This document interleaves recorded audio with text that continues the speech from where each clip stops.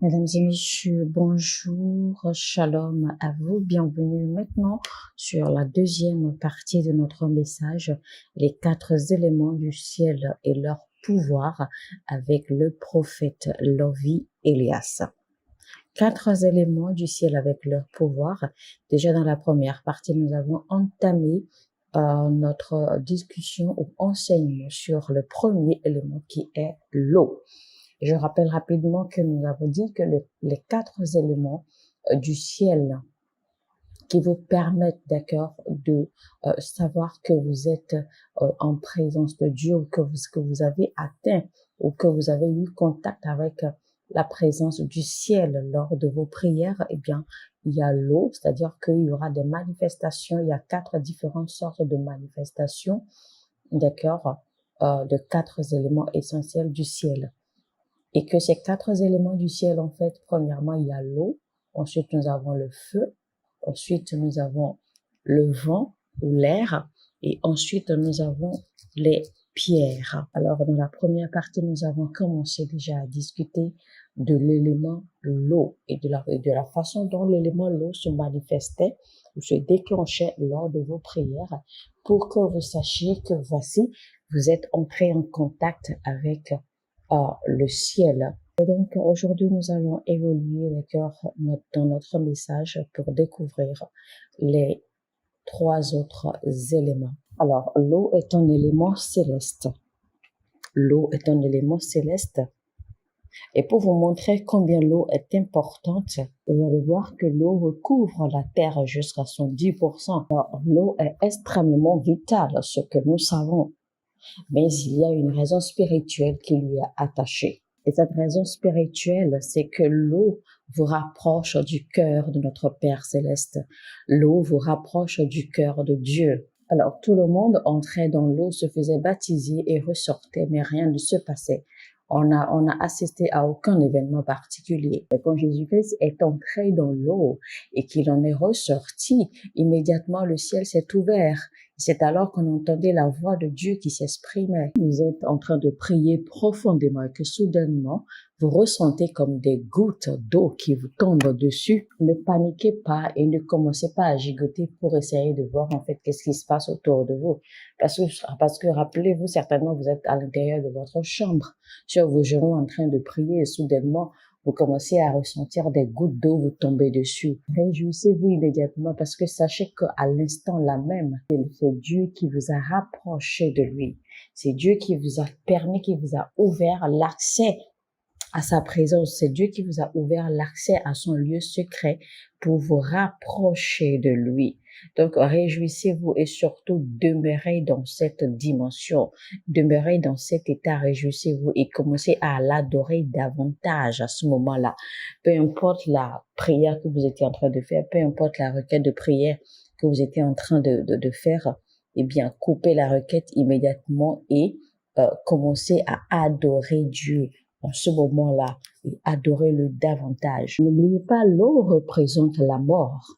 C'est-à-dire que à travers l'eau, à travers le baptême de l'eau, eh bien, nous mourons en Christ. Et donc, en temps normal, quand vous mourrez en Christ, eh bien, vous vous ressuscitez en le Père.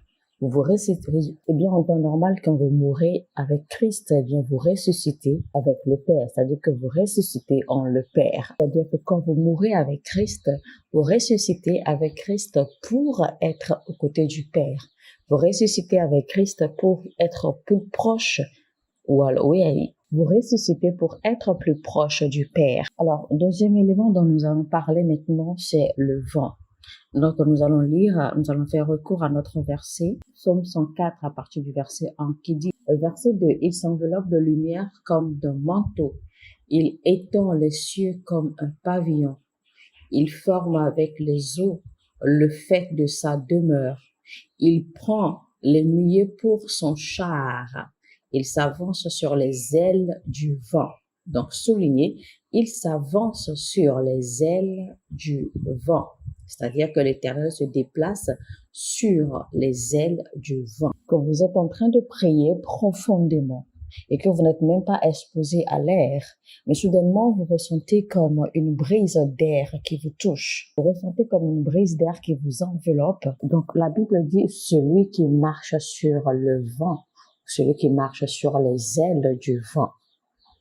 Alors, ces quatre éléments, d'accord, du ciel dont nous parlons, ce sont des éléments qui ne sont pas inertes, ce sont des éléments qui ont de la vie en eux.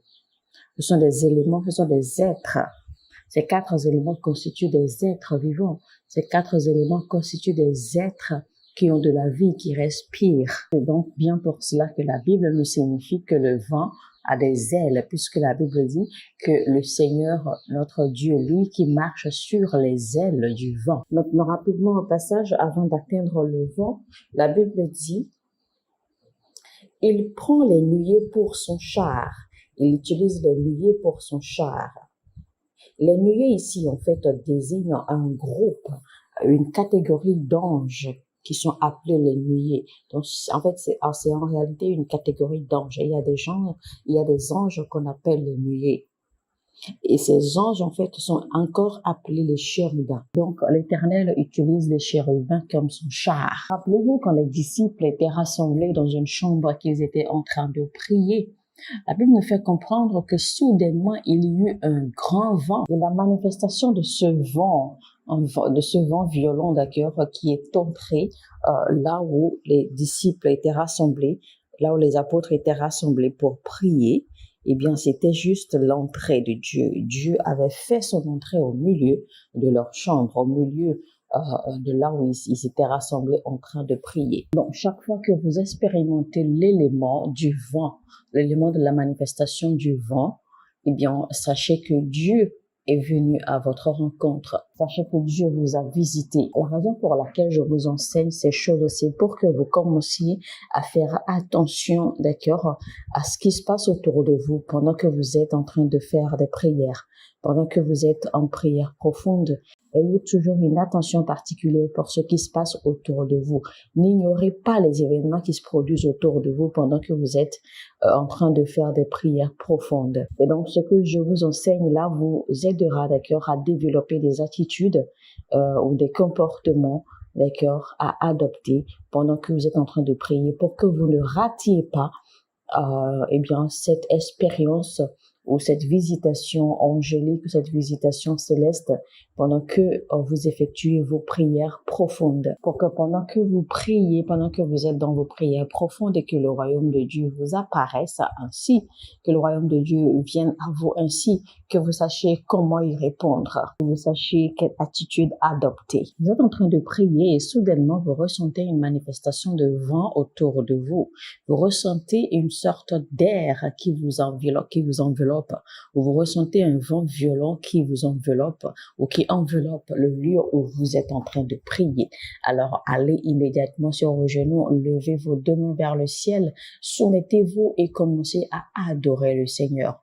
Commencez à le remercier de sa présence et de cette visitation. Donnez du temps pour l'adorer sérieusement à ce moment-là. Engagez-vous, d'accord, engagez-vous avec cette présence. Soumettez-vous, faites savoir à cette présence que vous vous soumettez, que sa volonté soit faite dans votre vie, qu'il fasse de vous ce qu'il désire, qu'il fasse de vous comme il a fait des apôtres ce qu'il désirait, qu'il vous utilise pour la gloire de son nom.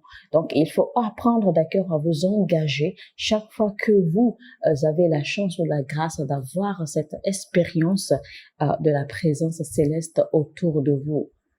Chaque fois que vous avez la grâce de la manifestation de l'un de ces éléments, pendant que vous êtes en prière profonde, eh bien, apprenez, développez l'attitude de vous engager immédiatement. Alors, beaucoup en réalité échouent, d'accord, dans la prière, pas parce qu'ils ne savent pas comment prier. Non, pas parce qu'ils ne savent pas en réalité prier, mais parce qu'ils ne connaissent pas, ils ne maîtrisent pas en fait le système, d'accord, du fonctionnement de la prière et comment l'appliquer. Et c'est pour cela que la Bible l'a dit de cette façon. La Bible a dit, car vous ne savez pas comment demander. Vous ne savez pas comment demander. Vous ne savez pas comment demander. Ou encore en d'autres termes, vous ne savez pas comment prier. Alors, le problème en réalité, ce n'est pas que vous ne savez pas comment faire vos prières ou comment présenter vos prières, mais le problème ici, c'est que vous ne connaissez pas en fait le système du fonctionnement de la prière afin de l'appliquer.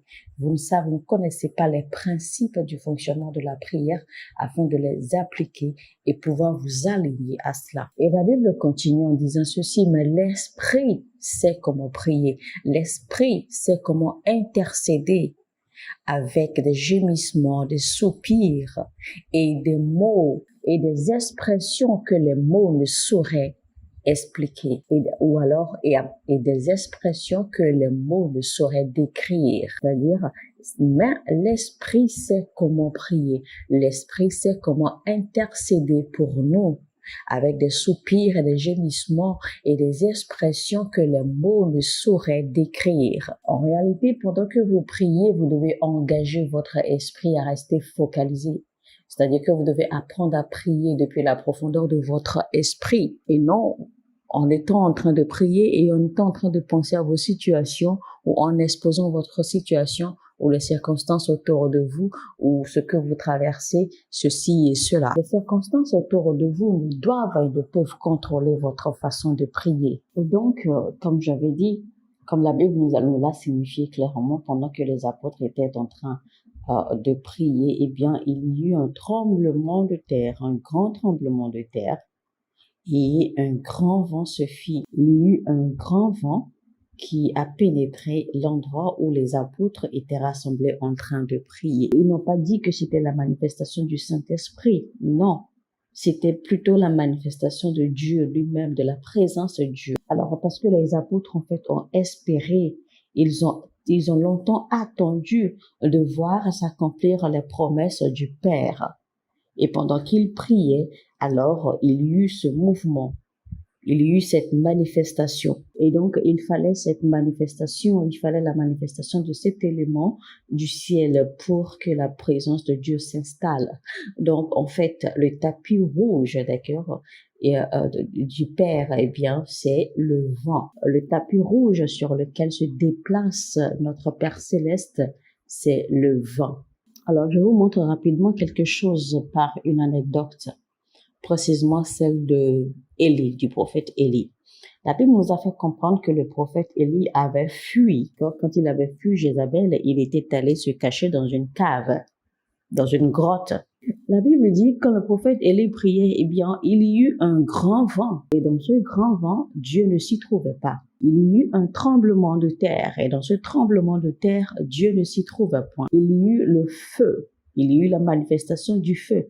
Mais dans ce feu, Dieu ne s'y trouvait pas. Mais alors, après cela, il y eut une voix calme, tendre et douce qui se fait entendre à ses oreilles et qui lui disait, Élie, Élie, que fais-tu donc ici? Mais alors, si je vous pose maintenant la question, quelle était à ce moment-là la dimension dans laquelle le prophète Élie communiquait ou interagissait avec Dieu? Vous allez me répondre quoi? Eh bien, moi, je vous donne la réponse. La réponse est très simple. Le prophète Élie était simplement dans la dimension de la manifestation du Saint-Esprit. C'est pour cela qu'il y eut le grand vent, il y eut le feu, il y eut le tremblement de terre et que Dieu ne s'y trouvait pas.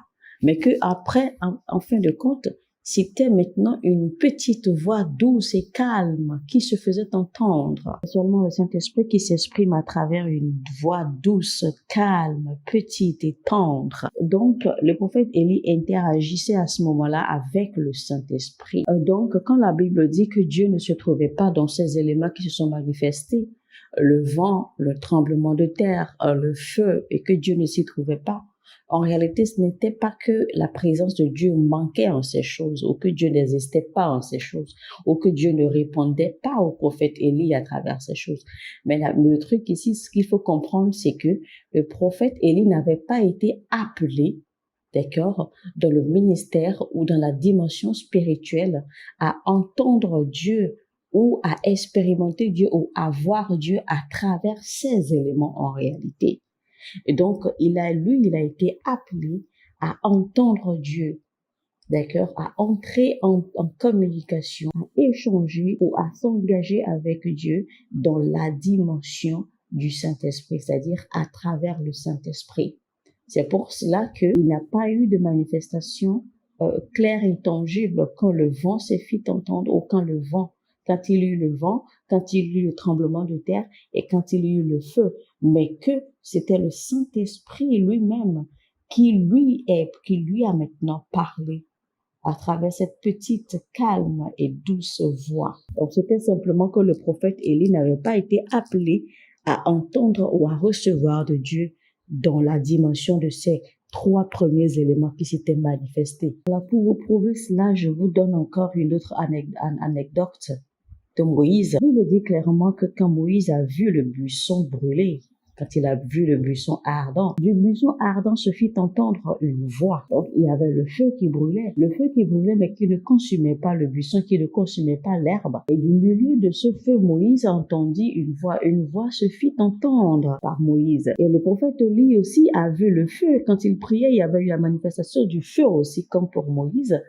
Mais il n'y avait aucune voix, il n'y avait aucun message qui sortait du feu. Si Moïse avait été un disciple du prophète Élie, il aurait réprimandé ou alors il aurait fui quand il a vu le feu. Si les apôtres avaient été également disciples du prophèt Élie, ils auraient réprimandé ou alors ils auraient fui quand il y a eu le tremblement et quand le vent s'est manifesté. Pourquoi? Parce qu'ils n'auraient pas été éduqués dans la dimension spirituelle d'entendre ou de recevoir de Dieu à travers la manifestation de ces éléments, tout comme le prophète Élie. Il est vrai que le prophète Élie, d'accord, a eu des manifestations du feu, il a eu des interactions avec le feu, etc. Mais il n'a jamais eu de communication ou de conversation. Il n'a jamais eu d'engagement direct avec Dieu à travers le feu. Noah avait pu avoir des interactions ou échanges avec Dieu à travers l'élément l'eau. Dieu avait donc utilisé l'eau pour transformer la terre entière, pour faire renaître la terre entière.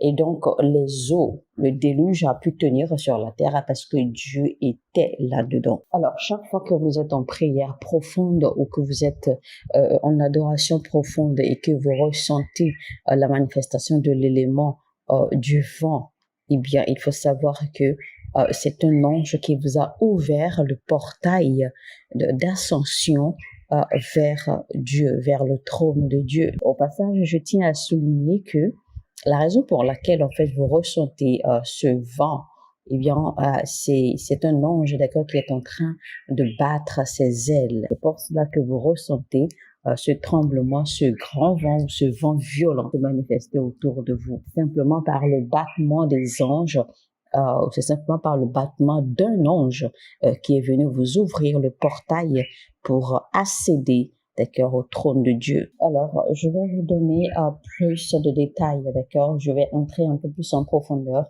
pour vous montrer quelque chose. Si je vous posais par exemple la question à savoir comment le prophète Élie avait-il été enlevé? Comment a-t-il été enlevé pour le ciel? Bien, vous allez me dire, de par ce que vous avez lu, vous allez me dire que oui, que le prophète Élie a été emporté, il a été enlevé par des chariots de feu, etc.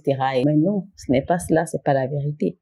En réalité, les chariots de feu, en fait, n'ont pas porté le prophète Élie. Ce n'étaient pas les chariots de feu qui l'ont transporté. Les chariots de feu avaient simplement servi de séparation entre lui et Élisée.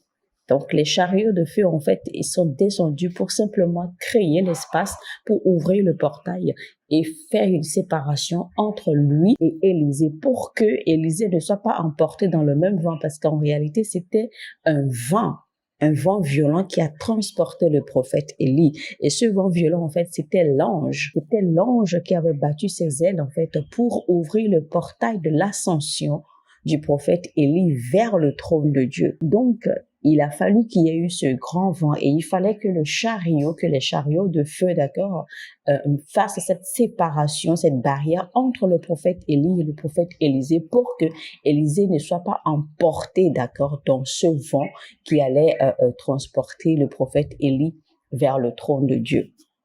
Maintenant, chaque fois qu'il y a cette manifestation de ce vent, chaque fois que cet ange apparaît lors de vos prières ou de vos adorations profondes pour créer le portail de votre ascension vers le trône de Dieu, eh bien, c'est pour que, c'est soit que vous entriez, que vous que vous soyez engagé dans cette ascension vers le trône de Dieu, ou que quelque chose ou que quelqu'un vienne du trône de vous à votre rencontre. C'est pour cela que le portail, là, s'ouvre. Chaque fois que ce portail s'ouvre et qu'il y a manifestation de ce vent, eh bien, c'est soit vous accédez ou que quelqu'un vienne à vous. Bien-aimés dans le Seigneur, mes chers frères et sœurs dans le corps du Christ, il y a une chose que vous devez savoir à propos de Dieu. Les réalités spirituelles sont réelles. Et vous avez besoin de connaître la vérité de l'Esprit de Dieu pour réussir en tant qu'enfant de Dieu. Vous avez besoin de connaître la vérité de l'Esprit de Dieu pour transcender, pour dominer et accomplir et atteindre les objectifs que vous avez été appelés pour sur la terre. En tant qu'enfant de Dieu, vous avez besoin de la vérité de l'Esprit de Dieu. C'est très important dans votre relation avec Dieu. Alors, par exemple, le petit Samuel dormait à côté de l'autel. Il avait l'habitude de dormir à côté de l'autel. Mais quand Dieu l'appela la première fois, c'était la voix de Élie qu'il avait entendue. C'est alors qu'il s'est dirigé vers Élie et qu'il a répondu, mais Élie lui a dit, non, je ne t'ai pas appelé, retourne dormir. Dieu l'appela une seconde fois. Il entendit également, encore une fois, il entendit la voix de Élie. Il se rendit encore chez Élie. Élie lui dit non, je ne t'ai pas appelé. Jusqu'à la troisième fois. Élie lui dit alors écoute. Et c'est alors que la Bible nous fait comprendre que le prêtre Élie avait perçu, il avait compris que c'était Dieu qui appelait le petit Samuel. C'est alors qu'il a dit au petit Samuel, la prochaine fois que tu entendras cette voix, la prochaine fois que tu entendras cet appel, réponds ceci. Seigneur, mon maître, parle, ton serviteur est à l'écoute. Vous savez, le problème que nous avons en tant qu'enfants de Dieu, c'est que nous ne savons pas comment réagir face aux expériences célestes. Nous ne savons pas comment réagir aux apparitions célestes, aux manifestations célestes, aux manifestations divines. Nous ne savons pas comment réagir. Nous ne savons pas comment y répondre. L'on vous a enseigné à prier en langue.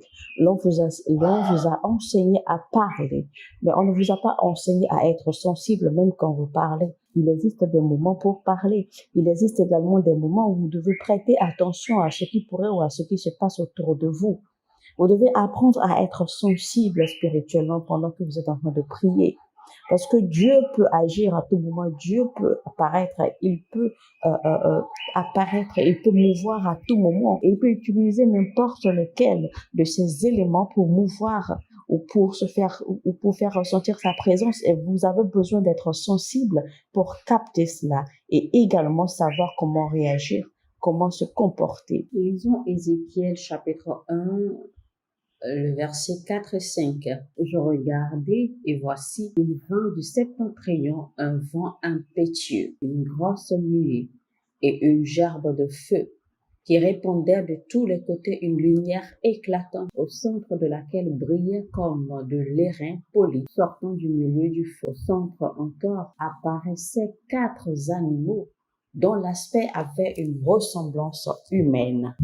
Voyez-vous, c'était là les apparitions des anges qui étaient venus visiter Ézéchiel. Et vous voyez comment ces anges apparaissaient. Au lieu que ces anges apparaissent simplement à Ézéchiel, eh bien, il a fallu que ces anges organisent toute cette scène, d'accord, de déplacement.